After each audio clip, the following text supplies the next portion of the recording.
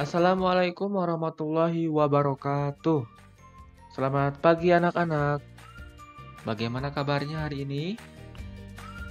Sehat ya? Oke, Bapak doakan semoga kalian selalu diberikan kesehatan dan dilindungi oleh Allah Subhanahu wa taala. Amin ya rabbal alamin. Baik, bertemu lagi dengan Bapak. Hari ini kita akan belajar tentang hewan vertebrata dan invertebrata. Insya Allah hari ini kita akan membahasnya ya. Baik, sebelum kita memulai pembelajaran kita hari ini, alangkah lebih baiknya kita berdoa terlebih dahulu agar pembelajaran kita hari ini diberikan pemahaman oleh Allah Subhanahu wa taala. Amin. Mari kita awali dengan membacakan ta'awudz bersama-sama. A'udzu billahi minasyaitonir rajim. Bismillahirrahmanirrahim.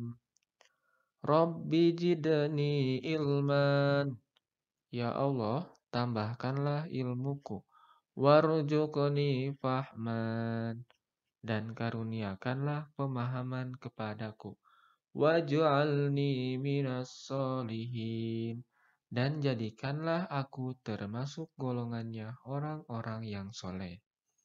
Baik anak-anak, sebelum kita mempelajari tentang hewan vertebrata dan invertebrata, coba sekarang Bapak ingin mengingatkan kembali atau apa ya?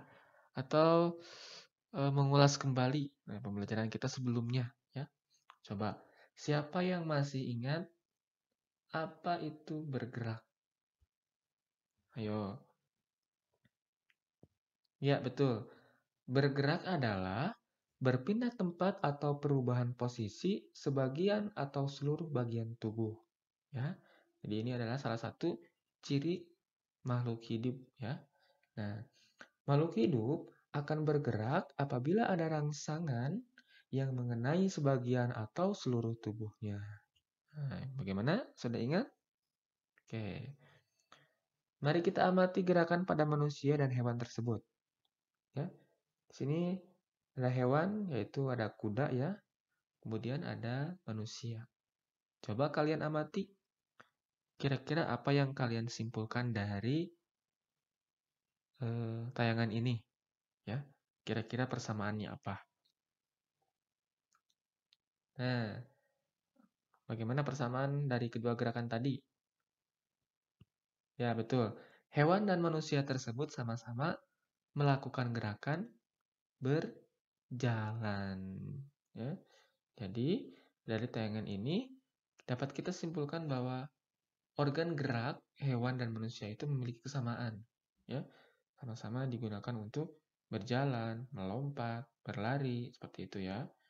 Nah, sekarang alat gerak itu kan terdiri dari dua macam. Minggu kemarin kita sudah mempelajarinya. Coba siapa yang masih ingat alat gerak itu terdiri dari dua macam. Yang pertama apa? Ya, betul. Yang pertama ada alat gerak pasif dan yang kedua adalah alat gerak aktif. Nah, Pak, kalau alat gerak pasif dan aktif itu contohnya apa? Nah, kalau yang pasif itu ada tulang. Kenapa, Pak? Tulang termasuk alat gerak pasif? Nah, kenapa ya? Ada yang tahu? Ya, betul. Karena tulang tidak dapat bergerak sendiri. Sedangkan alat gerak aktif yaitu ada otot, ya. Kenapa otot termasuk alat gerak aktif? Karena ototlah yang menggerakkan tulang-tulang tersebut. Jadi otot dan tulang itu dia bekerja sama untuk melakukan gerakan seperti itu, ya.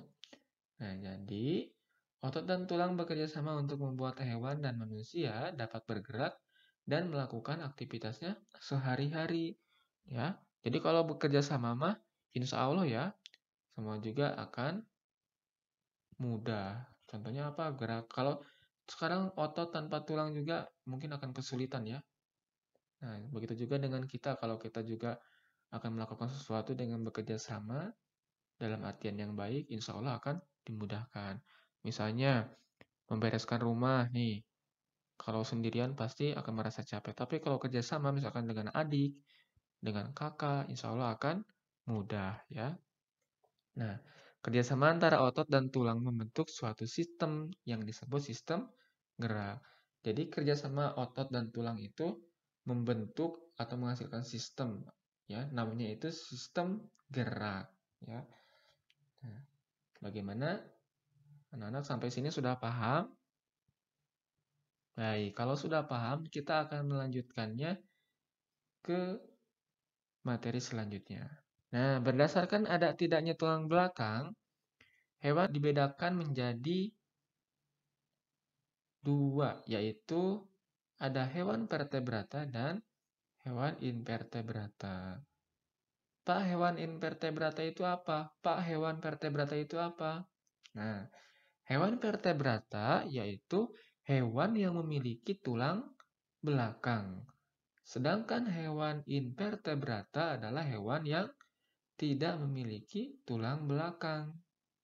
Nah, kita lihat contohnya ya. Di sini ada hewan vertebrata. Contohnya seperti ada kelinci, gajah, ikan, burung, ular, dan kadal. Ini adalah contoh dari hewan vertebrata. Sekarang kita akan melihat contoh dari hewan invertebrata. Ya, apa saja? Nah, yang pertama ada belalang. Yang kedua ada cacing, semut, siput, dan kupu-kupu. Nah, inilah contoh dari hewan yang termasuk ke invertebrata. Seperti itu ya. Nah, pada umumnya, hewan invertebrata memiliki alat geraknya serupa dengan hewan vertebrata. Ya, jadi hewan invertebrata itu bergerak dengan perutnya, contohnya ada cacing. Ya, kemudian juga bergerak dengan sayapnya, contohnya apa? Kupu-kupu. Ya, kupu-kupu juga termasuk ke hewan invertebrata. Kemudian apalagi yang dengan sayapnya? Ada lebah. Ya, kemudian bergerak dengan kakinya, contohnya ada semut, ya, dan ada juga belalang, ya. Nah, sekarang Pak, perbedaan hewan vertebrata dan invertebrata apa? Nah, kita lihat di sini. Ada beberapa perbedaan antara hewan vertebrata dan invertebrata. Kita buat dua bagian ya. Oke. Perbedaan yang pertama, untuk hewan vertebrata yaitu memiliki tulang belakang. Sedangkan hewan invertebrata, dia itu tidak memiliki tulang belakang. Ya. Kemudian, untuk hewan vertebrata, perbedaan yang kedua yaitu memiliki bagian tubuh yang umum, seperti kepala, leher, dan badan. Sedangkan invertebrata, dia itu memiliki anatomi tubuh yang masih sederhana. Kemudian perbedaan yang ketiga, hewan vertebrata memiliki alat pencernaan yang memanjang, mulai dari mulut sampai alat pembuangan. Ya. Sedangkan invertebrata yaitu memiliki alat pencernaan yang masih sederhana. Kemudian perbedaan yang keempat, memiliki bentuk tubuh simetri bilateral. Maksudnya, jika tubuh hewan dibelah, akan menunjukkan dua sisi simetris yang sama. Sedangkan invertebrata memiliki bentuk tubuh simetri bilateral atau simetri radial. Bagian tubuh dalam susunan melingkar di sekitar poros tengah. Jadi itu adalah perbedaan antara hewan vertebrata dan invertebrata. Seperti itu ya. Nah, selanjutnya kita hewan yang termasuk dalam vertebrata ya. Contohnya adalah kelompok ikan ya. Jadi semua kelompok ikan itu termasuk hewan vertebrata ya. Kemudian ada amfibi. Amfibi itu yang hidup di dua alam ya. Kemudian ada reptilia atau binatang melata. Nah, seperti ini ya.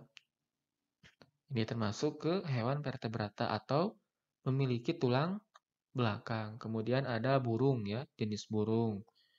Kayak ayam, burung apalagi? Burung pipit mungkin ya. Kemudian ada mamalia. Mamalia ini adalah hewan menyusui.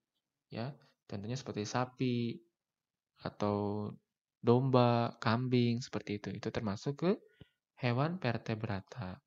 Nah, selanjutnya kita hewan yang termasuk dalam invertebrata adalah cacing, kemudian serangga. Nah, seperti ini termasuk ke hewan invertebrata.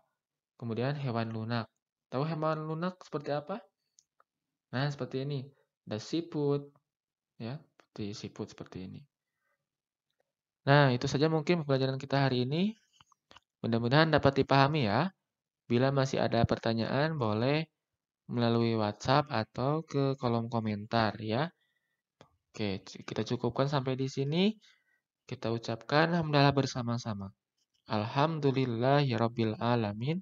Segala puji bagi Allah Tuhan semesta alam. Sekali lagi terima kasih. Assalamualaikum warahmatullahi wabarakatuh.